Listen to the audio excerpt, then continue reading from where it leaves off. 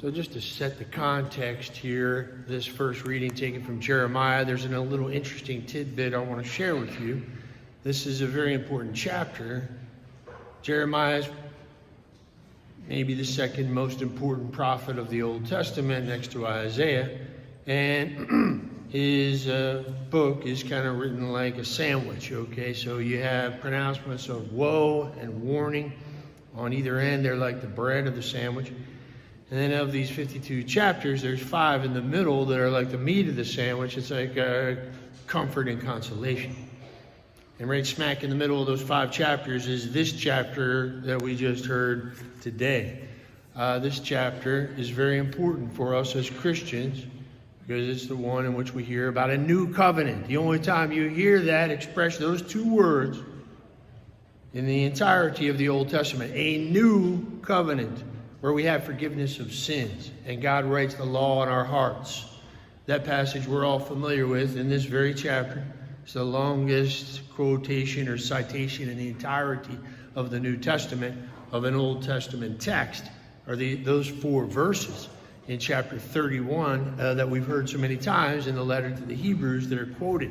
It's big, long quotation. That's how important this chapter is. Hearing about this restoration of the people's fortunes, okay, this prophetic announcement that God is going to gather his people from the furthest ends of the earth. Now, the little tidbit in the ancient Greek Septuagint translation, which was made a couple hundred years before Christ, approximately, it adds, in the Feast of Passover, gather them from the furthest ends of the earth to or in the Feast of Passover. So I'm assuming they had more ancient manuscripts that they were drawing upon when they made that translation of Jeremiah. So that's interesting to contextualize it because, of course, it pertains to today's gospel. Our Lord is on his way, marching up to Jerusalem to celebrate what? The Feast of Passover. So prophetic announcement here. He's going to establish a new covenant at the Last Supper in his blood. A new covenant.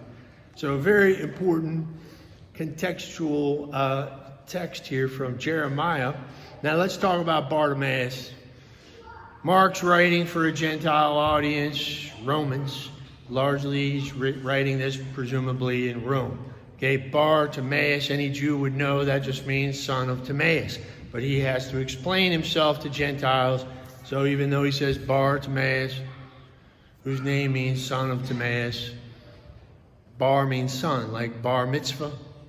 When you're 13, you're a Jewish boy, you have your bar mitzvah. It means you're a son of the commandments of the mitzvah, or the mitzvahim, okay? A girl has a bat mitzvah. She becomes a daughter of the commandments. So bar is son.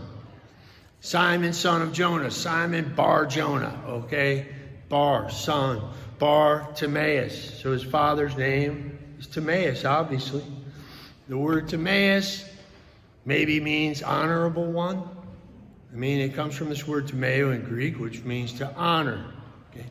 I find that interesting because the word to rebuke here is when it says that many rebuked him for calling out to Jesus, Son of David, have mercy on me. Epitimeo. They're saying he's doing something dishonorable by causing this ruckus, this commotion, and calling out to the Son of David. More irony in this text, I think. I want to show in this homily, Bartimaeus, I think, is a model and image for all of us in this incredibly poignant moment of our Lord's traverse to Jerusalem to celebrate the Passover. This is an incredibly poignant moment in salvation history. Safe to say, and Bartimaeus is a prophetic sign for us of what a true apostle, a true disciple of Jesus ought to be. Every time we come to Mass, ultimately. So eleison me, he's saying, Son of David, it's translated here in the Gospel, have pity on me, but he's just saying what we say at Mass in the penitential rite. Kyrie eleison. Lord have mercy, that's Greek, not Latin, BTW. Kyrie is how you address the Kyrios. You say Kyrie eleison, have mercy on me. Lord have mercy, Greek. He says the same thing So that's what further makes me feel like this is a real model for us when we come into Mass. We're on the roadside begging. We're all beggars, waiting to be called by the Lord. And we cry out, Kyrie eleison, have mercy. He's saying the same thing. And then he goes up to our Lord. When he's called or summoned, our Lord calls him. And he comes to him, and our Lord asks the same question. This is what I find so interesting, that he asked James and John, the sons of thunder, in last week's gospel. What do you want me to do for you? Exact same wording. Can't be an accident. There's got to be something important for us to grasp here. I think it has to do with Bartimaeus' name, the son of the honorable one. Because what were James and John seeking? Honor. Place of honor. When our Lord came into his glory, they wanted to sit one at his right, one at his left. There's a lesson in this. Bartimaeus reveals to us the true disciple of Christ. John 12:26, if anyone serves me, he will follow me, our Lord says, and where I am, there shall my servant be also. If anyone serves me, the Father will honor him. The Father will honor him when he follows me and serves me. Bartimaeus is a true disciple of Christ. He wants to see. That's what any student wants from their teacher. He wants to see. And then what does he do at the end? It follows him on the way. The one who follows me is the one who serves me. The one who serves me. My Father will honor him, our Lord says in John's Gospel. So he calls him his teacher, but he uses a very strong word here. He says Rabboni. It's only used 2 times in the New Testament. Once by Mary Magdalene in John's Gospel. She addresses the risen Lord with this supreme reverential title for a teacher. You can call a teacher rabbi or rabban or rabboni. Literally means my master. So most respectful form of address to a teacher. So what is the nature of a disciple and a teacher? Let's hear our words from our Lord himself in Matthew's Gospel. A disciple is not above his teacher, nor is servant above his master. It is enough for the disciple to be like his teacher and the servant to be like his master. So when we come here to be conformed, configured to Christ, to enter into a more deep relationship with the Son of God, and to enter into a holy communion with him. That's why we come here as disciples, as students of our Rabboni, our master. Gaudium et Spes, I want to quote that because if the object of the student is to become like his teacher, Gaudium et Spes, this important document, I'd say that was the first document of the Second Vatican Council, this pastoral constitution on the church in the modern world known as Gaudium et Spes, okay? Says this, Christ fully reveals man to himself and makes his supreme calling clear. He reveals us to ourselves. We come here to find out who we are. How do we find out who we are? We look at the Son of God. He reveals to us who we are. We are disciples. We want to be like our Rabboni.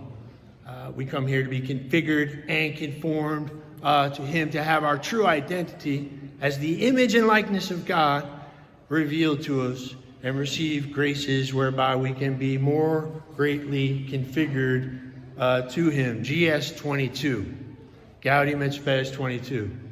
Saint Pope John Paul II loved that so much. He was instrumental in writing that document of the Second Vatican Council. He was involved in that. He was there. And this very text I just quoted was so important to him that it became, and he quoted it so often in his encyclicals and homilies and whatnot, that they actually, I don't know if it was a joke or if he requested it or what, but it became his vanity plate on the Pope Mobile when he drove around Vatican City. GS 22.